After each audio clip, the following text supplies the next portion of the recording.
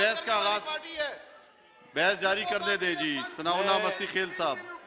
चलो छोड़ो, ठीक है। ये वो पार्टी है, ये दोनों पार्टियां, वो एक ने पीआई का जहाज अगवा किया, दूसरी ने पीआई का जहाज चोरी करा दिया, और ये बातें कर रहे हैं। सनाउल्लाह मस्ती खेल साहब, माइक आपका ऑन है, आप बातचीत शुरू करें। अगर नहीं बहस करना चाह रहे तो मैं दूसरे का नाम लेता हूँ। जनाब स्पीकर, आपका शुक्रगुजार हूँ कि आपने मुझे मौका दिया है कि मैं ज़राअत जैसे अहम और सुलझे विषय पर बात करना चाहता हूँ। जनाब स्पीकर, आज पाकिस्तान उस दौराहे पे खड़ा है, डिसाइसिव हमारा किरदार है कि अगर आज हमने ज़राअत पे तवज्जो न दी, ज़राअत के वो लोग जो 70% पॉपुलेशन जो पाकिस्तान के देहात में रहती है, अगर हमने उनकी तरफ तवज्जो न दी, हमने उनका मसला हल न किया, तो मैं आज वार्न कर रहा हूं जनाब स्पीकर कि वो लोग जो हैं वो आखिरी दफा हमारी जानिब देख रहे हैं, इन ईमानों की जानिब देख रहे हैं, हमसे सवाल कर रहे हैं, आए भर रहे हैं और हम पे तवक्कुआत करके भेजते हैं। यहाँ अभी बहस नारेबाजी ना करें, मेरी आपसे गुजारिश होगी तमाम से, जिस जिसको मौका मिलेगा कि हर एक को कोशिश कर रहे हैं, हर जमात से लोगों को मौका दे रहे हैं, वो हमारी जानिब ज़राअत पे सुने जी। आप निगाह से देख रहे हैं कि अगर हमने जनाब स्पीकर नाकदाना जायजा न लिया, हमने हकायक के मुताबिक पॉलिसियां न बनाई, तो मुझे ये कहने दीजिए कि किसी ने क्या खूब कहा था, जिस खेत से दहकां को मुयस्सर न हो रोजी, उस खेत के हर खोश है गंदम को जला दो। जनाब स्पीकर, कितने अफसोस की बात है कि वो ज़राअत जिससे पूरा पाकिस्तान का निज़ाम चल रहा है, अगर हम गंदम काश्त न करें तो आपकी फ्लोर मिलें कैसे चलेगी? अगर हम काटन काश्त न करें तो आपकी ये काटन इंडस्ट्री कैसे चलेगी? अगर जमींदार काश्तकार शुगर केन का जो है वो काश्त न करे तो ये शुगर मिलें कैसे चलेंगी? मैं जनाब स्पीकर समझता हूं कि अगर हमारा काश्तकार जमींदार गोश्त लाइव स्टॉक में काम न करे तो आपके ये कैसे पूरे होंगे? अलगर्ज जनाब स्पीकर, हम फ्लोर मिलें जो हैं, ये फ्लोर मिलें चल रही हैं, मैं और क्या बताऊं जो आपके एसेंशियल आइटम्स हैं। जब हम डेली बेसिस पे खाना खाते हैं, सालन पकाते हैं, हंडिया खाते हैं, उसमें हल्दी कौन पैदा करता है, मिर्चें कौन पैदा करता है, उनमें सर वो प्याज कौन पैदा करता है? काश्तकार का जो आज हाल है सर, काश्तकार के साथ जो जुल्म, ज्यादती, नाइंसाफी रवा रखी जा रही है, इसकी मिसाल नहीं मिलती। जनाब स्पीकर, मुझे ये कहते हुए हम आते हैं, तकारीर करते हैं, बड़े बड़े भाइयों की हमने बातें सुनी, जमींदार लोग बैठे, इज़्ज़तदार लोग हैं जनाब स्पीकर, अपने हलकों से मुंतखब होके आए हैं, उन्होंने अपने अपने अंदाज में, अपने अपने पैराए में सिफारिशात पेश की हैं कि मैं ये पूछना चाहता हूं कि ज़राअत पाकिस्तान की बैकबोन है, ज़राअत के बगैर ये मुल्क जो है वो सरवाइव नहीं कर सकता। ज़राअत जो है ये पाकिस्तान की लाइफ लाइन है, लेकिन सितम ज़रीफ़ी, अफसोस सद अफसोस कि ये हमारे साथ सौतीली मां का सलूक जनाब क्यों रवा रखा जा रहा है। मैं यहाँ पे ये गुजारिश करूँगा कि बजट बनने से पहले हम मुशावरत करते हैं कि जनाब ये सनतकारों के आ रहे हैं, ये फलां चैम्बर ऑफ कॉमर्स आ रहा है, ये आ रहा है, लेकिन बदकिस्मती के साथ जो हमारा काश्तकारों का कोई सर जो तंजीमें हैं वो बेचारे भी हमसे गाय बगाए मुशावरत करते हैं, हमें गाय बगाए गाइड करते हैं, हमें बताते हैं कि क्या क्या हो रहा है। स्पीकर साहब ने भी यहाँ एक कमेटी बनाई है नेशनल एग्रीकल्चर पे, नेशनल कमेटी ऑन एग्रीकल्चर, उसकी मीटिंग्स भी सर हमारे पूरे हाउस से और सेनेट से भी उसके नुमाइंदे हैं, हम ये कर रहे हैं। मैं ये तजवीज़ पेश करना चाहता हूँ कि यहाँ पे नेशनल एग्रीकल्चर सेंटर बनाया जाए जिसमें तमाम फेडरेशन की इकाइयों की नुमाइंदगी हो, माहिरीन और किसानों के नुमाइंदे शामिल हों, और जो भी जनाब ज़री पैदावार बढ़ाने के लिए रिसर्च, मौसमी तब्दीलियों से किसानों की रहनुमाई करें, जदीद काश्तकारी, काश्तकारों की सहूलियात समेत अवाम को अवामिल को डिस्कस करके सर 20 साल की हमें पॉलिसी बनानी चाहिए। हमें लाइन ऑफ एक्शन देना चाहिए। हमें एक नेशनल डिबेट शुरू करनी चाहिए जिसमें तमाम माहिरीन शामिल हों, उस पर बैठ के ये बताया जाए। और पाकिस्तान की ज़राअत को आज सर जनाब वाला ये सख्त ज़रूरत है कि पाकिस्तान की ज़राअत को जोन्स में तकसीम किया जाए।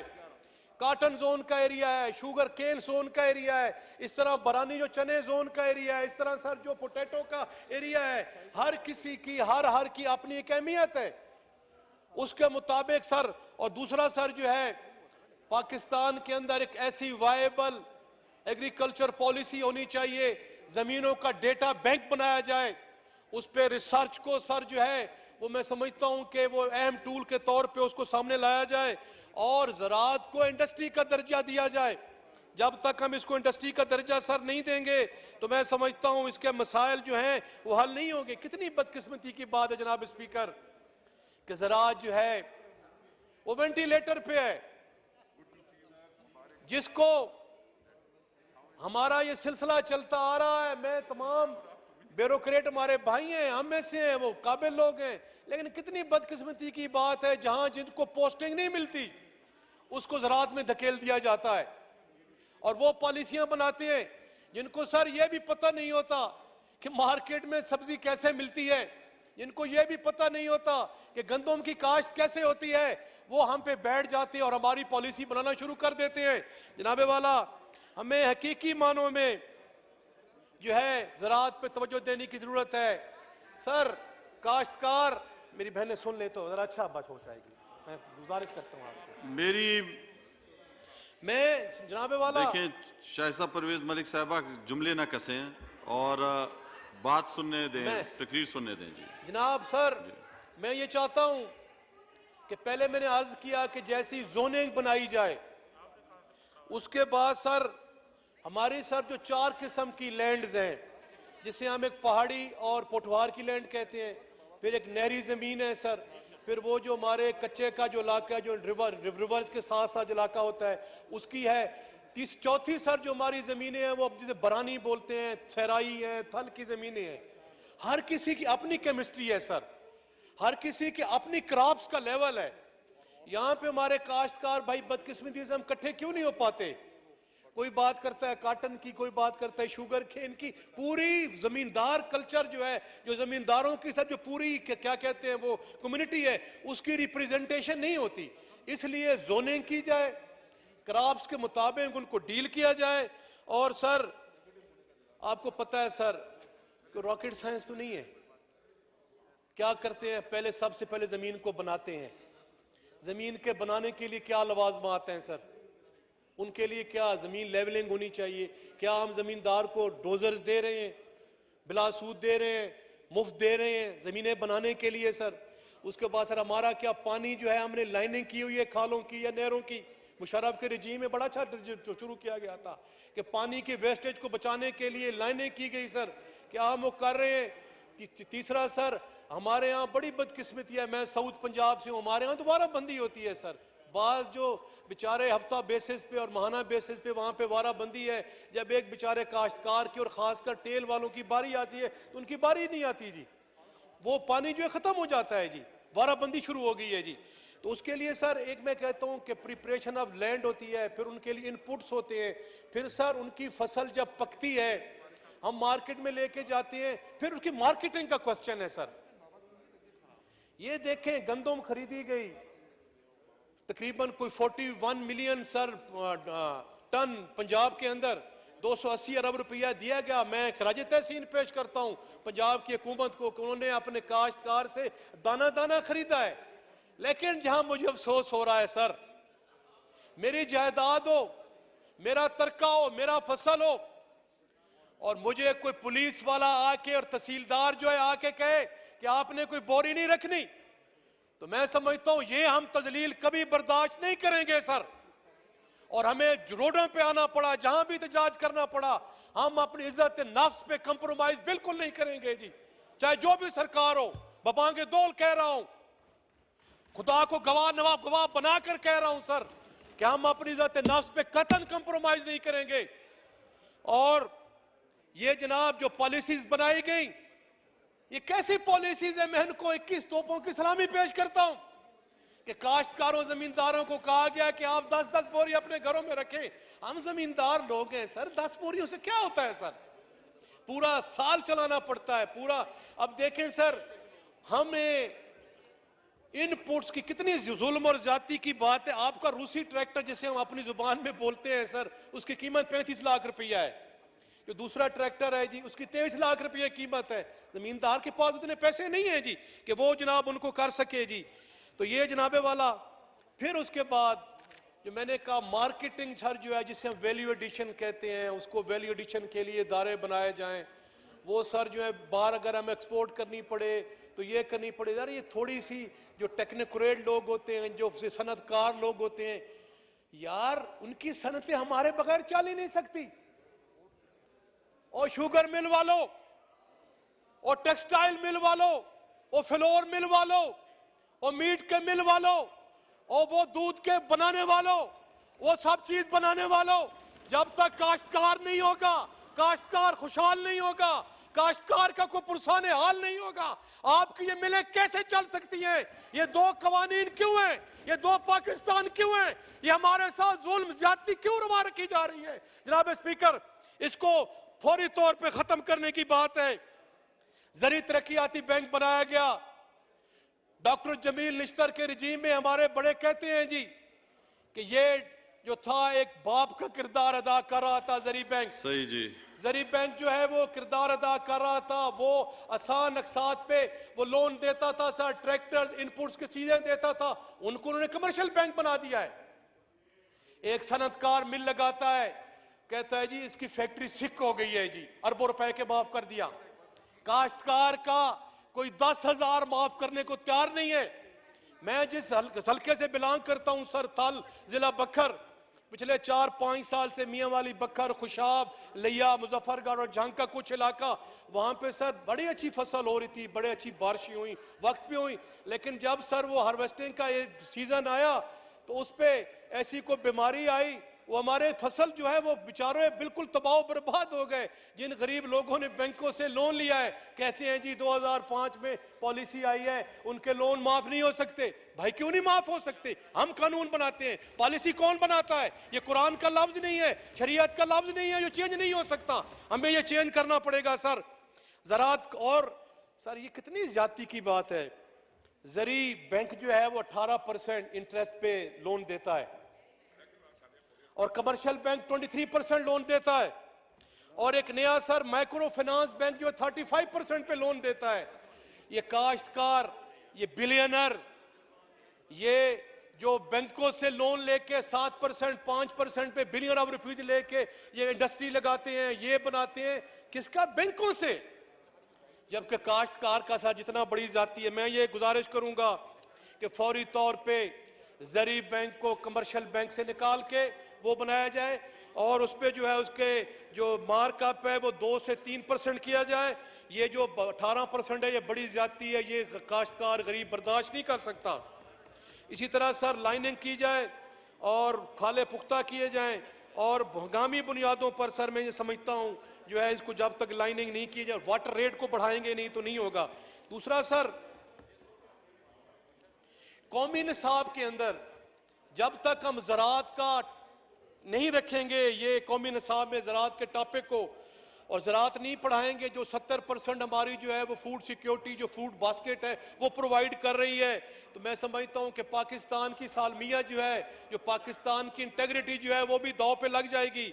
तो उसमें सर वो क्या, और ज़री यूनिवर्सिटियों की तादाद बढ़ाई जाए। कि मैं यार जनाब एक तजवीज़ पेश कर रहा हूँ कि चांदनी चौक जो मेरा हल्का है, जो मैं समझता हूँ मियाँ वाली, खुशाब, बखर, लिया और इनका हब है, वहाँ पे ज़री यूनिवर्सिटी का कैंपस बनाया जाए ताकि जदीद रिसर्च के तौर पे ये काम किए जा सकें।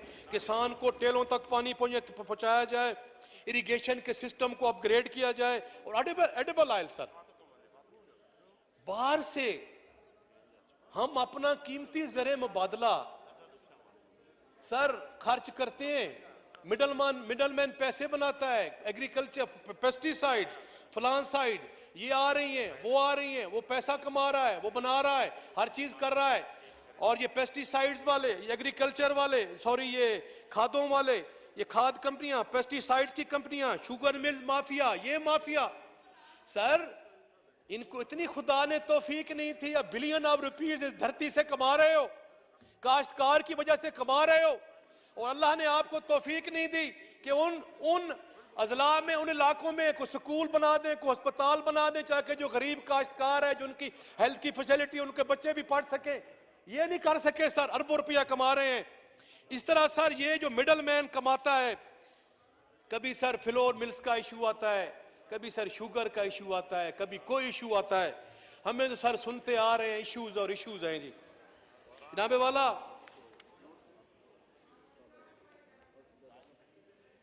और ये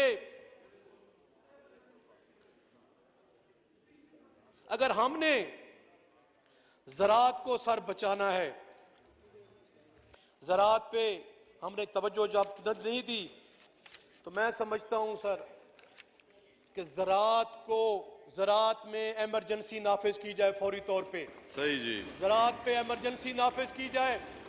ज़राअत को अगर ये एमरजेंसी, जैसे मैं समझता हूं कि पाकिस्तान के स्ट्रेटेजिक एसेट्स हैं, पाकिस्तान के एटमी जैसे साइंस, हमारे एटॉमिक बम्स हैं, वो हमारी स्ट्रेटेजी है, हमारे वो असासे हैं।